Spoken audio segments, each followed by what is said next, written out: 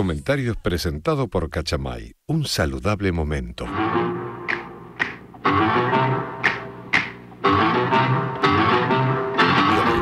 Bueno, acá le pido ayuda a Willy cualquier cosa, porque es interesante, me parece a mí, revisar un poquito la secuencia de los acontecimientos para entender dónde estamos. Sí, bueno, muy bien.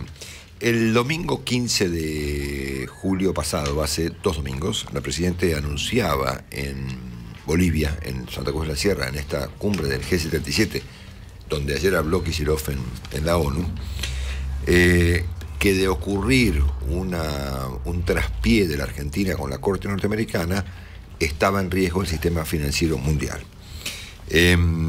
Al día siguiente, el lunes por la mañana, cuando nos íbamos de aquí a las 10:30, se conocía finalmente la decisión de la Corte Suprema Norteamericana de no tratar el caso argentino y volver el estado de cosas al juez Griesa y a la Cámara de Apelaciones. Esto es, que había que pagar. Hasta ese momento no ocurrió lo que la Presidenta anunció, porque el mundo no se conmovió extremadamente por la decisión de la Corte, y quedamos un poco como aislados, digamos, enfrentados nosotros argentinos con el juez Griesa. A partir de esta decisión de la Corte Suprema de Justicia de Estados Unidos, la Presidenta el lunes, o sea, domingo, anunció la hecatombe mundial. El lunes fue el fallo de la Corte. A la noche del lunes, la Presidenta reacciona por cadena nacional y habla de extorsión.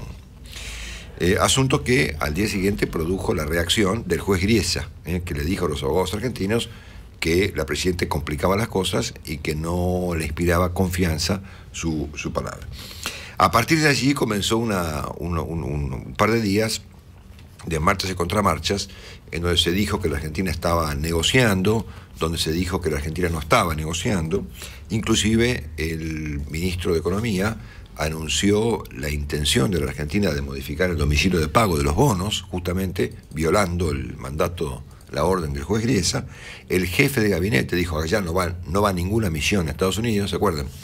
E inclusive se publicó la solicitada, que unas horas después para voy a resultar. Bueno, total que llegamos al jueves, ¿no? Del domingo al jueves, con la impresión general de que la Argentina efectivamente había resuelto incumplir el fallo de Griesa, al que nos volvía a remitir la decisión de la Corte, y daba la impresión de que íbamos a una suerte de default técnico. Viste que la palabra default técnico se borró, el técnico del default, al default. Es que en rigor no existe tal cosa, ¿no? Exactamente. ¿Es default o no es default? Y así llegamos al viernes 20 de junio pasado, cuando todo pareció volver a la normalidad, con la Presidenta anunciando que la Argentina tenía la intención de cumplir con el 100% de los acreedores, sea cual fuere. Se eliminó de allí ahí el lenguaje de los fondos buitre, ¿viste? Se calmaron un poco las cosas, y quedó la sensación el fin de semana de que la Presidenta había protagonizado un viraje en su posición. Y de este tema del viraje se habló todo el fin de semana. Bueno, el presidente ladra pero no muerde, llegué a leer yo en un comentario en los diarios. La Presidenta otra vez cambió de posición, amenaza pero no cumple. Lo que ustedes han leído o escuchado en las radios, en los canales de televisión, de parte de analistas, economistas, comentaristas y demás. Claro, a partir de ahí vino la solicitada, que se publicó en diversos diarios del mundo, Wall Street Journal, New York Times, donde la Argentina volvía un poquito para atrás, en el sentido de explicar en una solicitada que lo de Griesa es impracticable. Esto es lo que finalmente dice esa famosa solicitada, que se publicó afuera, pero no acá. Sí, se publicó lunes y martes de esta semana. Exactamente. Esta semana arrancó con eso. Y en Europa, según yo no lo sabía, nos aclaró hoy Rosendo Fraga. Lo que la solicitada dice básicamente es que Griesa pone a la Argentina en una instancia impracticable. Esto es que no se puede pagar en estas condiciones, porque pagar implicaría no solamente la disparada de otras demandas por 15.000 millones de dólares, sino que también desataría la furia, digamos, de los bonistas que entraron en el canje, desatando demandas de todo tipo. Bueno, muy bien. Aún así, durante esta semana, con la designación del señor Pollack como mediador o como instrumentador del fallo, y la reunión que hubo el lunes y demás, se volvió a la instancia de que parecía de que estábamos camino a resolver el problema. Hasta ayer. Porque ayer hubo otro viraje, del viraje anterior. Ya hubo, en esta historia que yo les acabo de resumir brevemente, hubo varios virajes, ¿no es cierto? Bueno, el viraje de ayer fue protagonizado por el ministro de Economía, Axel Kicillof, en Estados Unidos, en Nueva York, donde en un viaje relámpago habló ante el grupo de los 77 en la ONU, que es un conjunto de países muy amigos de la Argentina, muy voluntariosos y con puntos de vista probablemente muy interesantes, pero que, a ver, yo no conozco ningún problema resuelto por la ONU en la historia de la ONU. No. Bueno, que yo sepa, no han tenido mucho éxito con la solución de los inconvenientes. Pero bueno, en cualquier caso, allí habló el ministro y dijo unas cuantas cosas que parecieran protagonizar un nuevo viraje en la perspectiva argentina respecto del tema de los fondos buitre y el pago de la deuda. De hecho, lo hizo en términos inusuales para el ministro de Economía, que anunció una tragedia. Claro. Curiosamente, pero él siempre ha criticado mucho a aquellas personas que pronostican catástrofes que no ocurren, digamos. Tal vez el ministro haya entrado en esta variante cuando, por ejemplo, anunció que la Argentina cae en un abismo. Escúchalo. Lo que pedimos es que no sea en 3 días que tengamos que resolver esto o correr el riesgo de caer a un abismo. Necesitamos tener condiciones justas y equitativas y que contemplen el interés no solo de quienes han litigado, sino del 100% de los bonistas, de aquellos que entraron en la reestructuración. En estas condiciones eso es materialmente muy difícil. Agregó que el fallo de Griesa pone en riesgo a la economía en su conjunto. Ahí va, La Argentina quiere seguir pagando su deuda reestructurada. La Argentina quiere seguir pagando, pero no la dejan. Es un caso inédito, insólito. ¿Por qué? Porque nos han impuesto determinadas condiciones que, como verán, tienen consecuencias que ponen en riesgo no ya la reestructuración, no ya la situación financiera externa del país, sino la economía en su conjunto. Empujan de cumplirse a la Argentina hacia un nuevo default. Quiere decir que el accionar de los fondos buitres no es que pone en riesgo la reestructuración, pone en riesgo al país, pone en riesgo a nuestro pueblo, pone en riesgo los derechos para proteger a los argentinos del accionar del sistema financiero internacional. Fíjense las cosas que el ministro va diciendo, que la Argentina cae en un abismo y que está en riesgo el país, acaba de decir. Bueno, agregó este otro comentario, dale. Si de aquí al lunes que viene el juez que ha marcado esta sentencia no pone un paraguas legal, no nos da una suspensión de esa sentencia, la negociación se daría en condiciones muy complejas, porque son 1.500 millones de dólares y además esos 1.500 millones de dólares, como voy a explicar, pueden dar lugar a reclamos, lo van a dar, de deuda en iguales condiciones por 15.000 millones de dólares. De forma tal que si Argentina se aviene y paga, se enfrenta a servicios de deuda que le impedirán seguir funcionando, porque se trata de más de la mitad de las reservas de Argentina, 15.000 millones de dólares. Bueno, hasta aquí los pronósticos del ministro son realmente tremendos, ¿no es cierto? El último de ellos es el peor de todos, porque él viene diciendo, a ver, acá vamos a un abismo donde está en riesgo la economía y el país. Esto compromete, dijo recién, hasta más de la mitad de las reservas, y después terminó con una frase que fue la más impactante de todas cuando comparó este momento eventualmente con el 2001. En todos los caminos, este fallo empuja a la Argentina a un riesgo de crisis económica, empuja a nuestro pueblo a una situación que vivió, díganme, si una deuda que sea el doble de la actual no es de nuevo un 2001 para la República Argentina.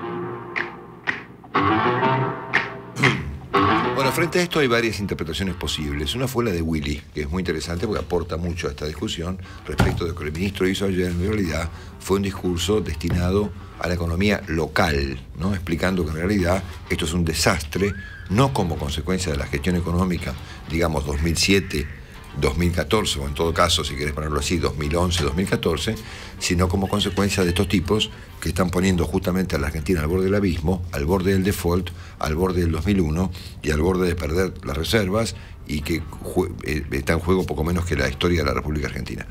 Will interpretó esto como un discurso dicho para el ámbito local, ¿no? Le faltó cortar la calle, digamos, ¿no? Claro, como dijo Willy esta mañana. Exactamente. Bueno. Otra, bueno, y puede ser que, bueno, se utilice este asunto, se lo agrave un poco para explicar que lo que está pasando en la Argentina no es consecuencia de la gestión local, sino de estos tipos. Otro modo de mirarlo es si estamos frente a una negociación que incluye estos bandazos, digamos. Esto es para negociar con estos tipos, vamos a tirar de la cuerda y vamos a decirle que nos mandan a la misma, ¿no? Para finalmente, por ahí, hoy a la tarde, hacer un depósito en la cuenta de no sé quién para que la Argentina no entre en default este próximo lunes, o en todo caso el lunes correspondiente del mes de fin de julio. Muy bien. O si estamos en presencia de otro viraje del presidente, que a rigor de verdad no es un viraje porque ratifica el punto de vista anterior del gobierno respecto de que los buitres no pasarán, ¿no es cierto? No lo sabemos. Todo esto no lo sabemos. Lo que sí sabemos es lo siguiente. Sabemos, por ejemplo, que con un problema similar a este, bastante pequeño, la Argentina hizo de un problema que fue la 125, que por bastante menos guita que esto que está en juego ahora, hicimos un problemón en 2008 que hasta hoy continúa.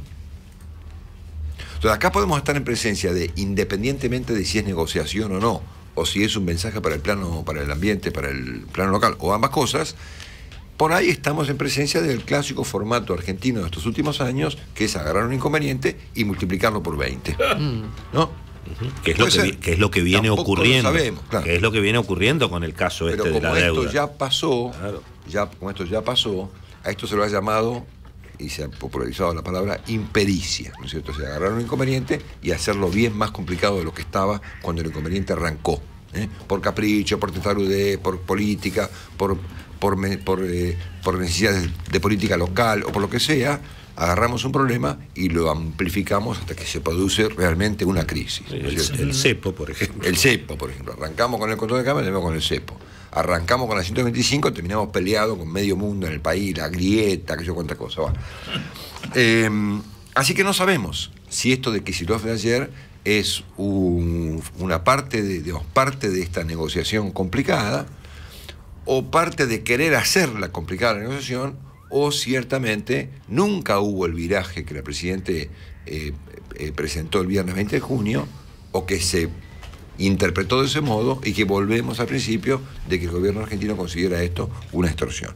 En cualquier caso, también sabemos que en este momento argentino están ocurriendo al mismo tiempo una combinación de factores complejos de manera simultánea.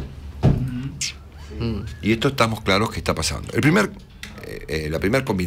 punto de esta combinación simultánea de frentes abiertos es este, ¿no? La Argentina lleva un montón de tiempo con esta historia y no la puede cerrar.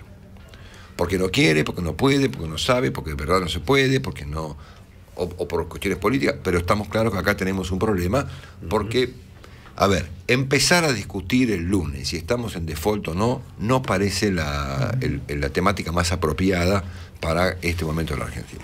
La segunda cosa que pasa simultáneamente es que la economía en el plano local está muy complicada, porque todo el mundo coincide en que el pronóstico dice 40 de inflación, 2 de caída. Y eso es grave. Ayer hablaba con un empresario importante anoche que me decía, mira, mis ventas cayeron 30%, electrodomésticos. Anoche Ratazzi por la tele dijo, caen los autos 40%. La inflación está dando 35, 37, 40 en algunos pronósticos. Entonces tenemos una complicación por el motivo que fuese en el plano internacional y una complicación clara en el plano local. Y en tercer lugar, el tercer frente abierto de manera simultánea es el político. Claro. O sea, a ver, estamos hablando hoy de que le pueden pedir la captura al representante de la Argentina ante el Banco Mundial. Bueno, poner que no pase, yo qué sé, pero estamos en ese plano de cosas.